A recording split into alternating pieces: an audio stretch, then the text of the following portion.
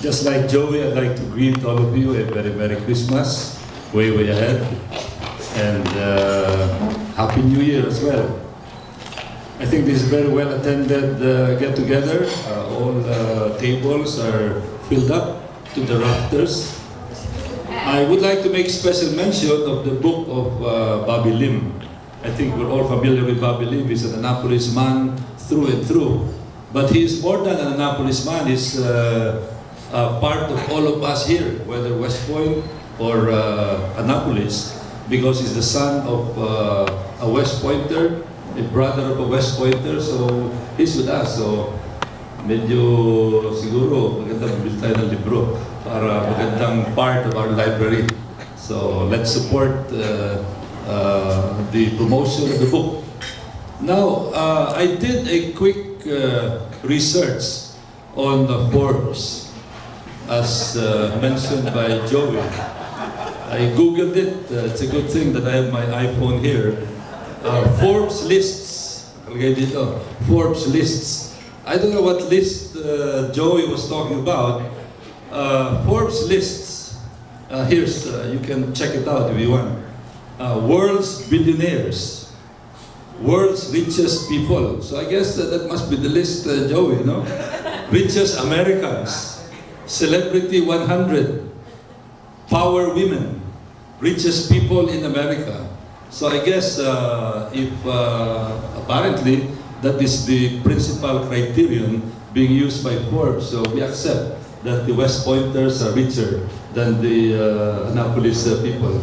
Of course, with Joey Sibuko as the #1 West Pointer, the richest man in this hall right now.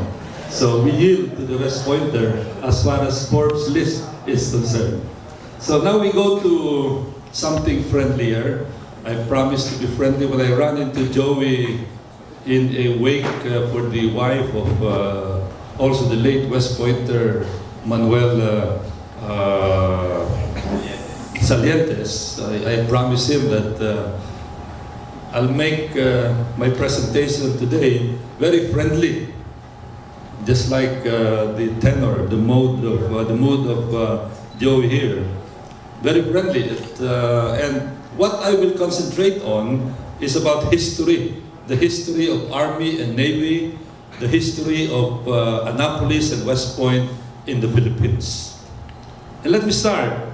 The history of Army and Navy, the history of Annapolis and West Point was started very expectedly by an Annapolis man in the Philippines. USNA Class 58. This is not 1958 Vic, but 1858. Admiral George Dewey.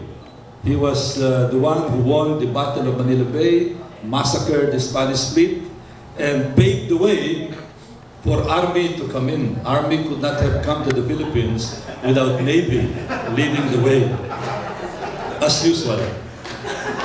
So that's Admiral Dewey. And after Admiral Dewey cleared the way, in came the first West Pointer.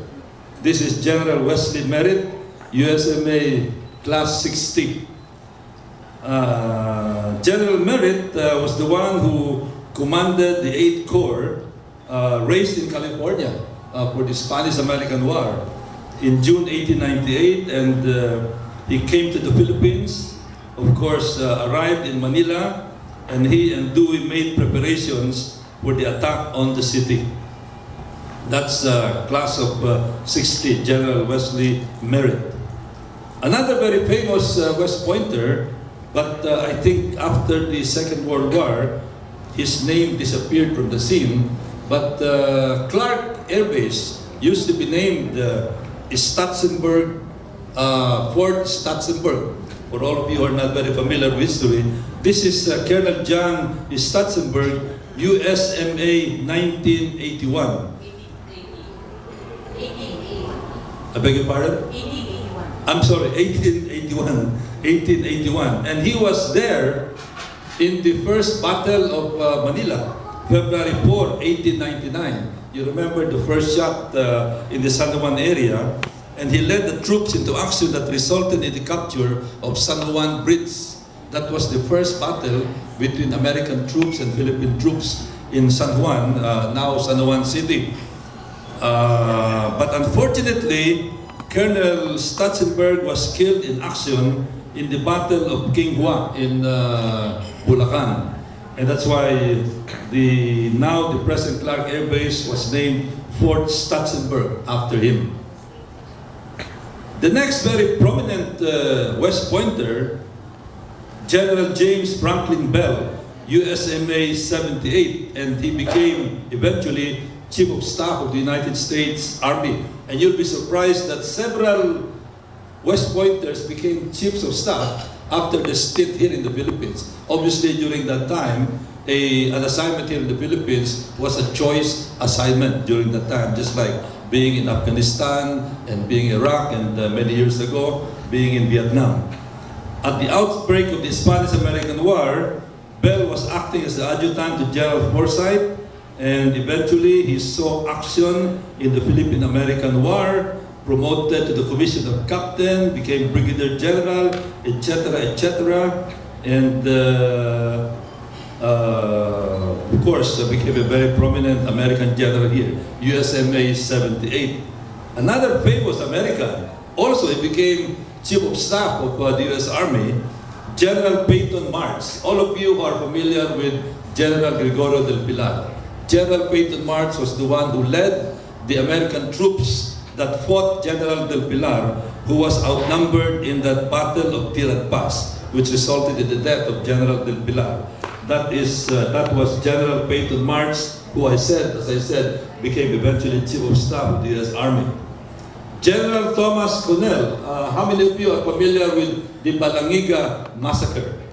The Balangiga Massacre resulted in the death of many Americans, and would you believe the Americans during that time in Balangiga was led by a West Pointer, class of 1894, Captain Thomas Connell, who also died in Balangiga on September 28, 1901. He's very well remembered, by the way, in Balangiga. There's a place there named after some kind of a camp named after Thomas Connell. Brigadier General Henry T. Allen. I think all of us who went through the Philippine Military Academy are very familiar with the name Henry T. Allen. He's also a West Pointer, class of 88. He went to the Philippines to aid in suppressing the quote-unquote insurrection here. Briefly became governor of Leyte. There's a town in Sorsogon named after Allen. In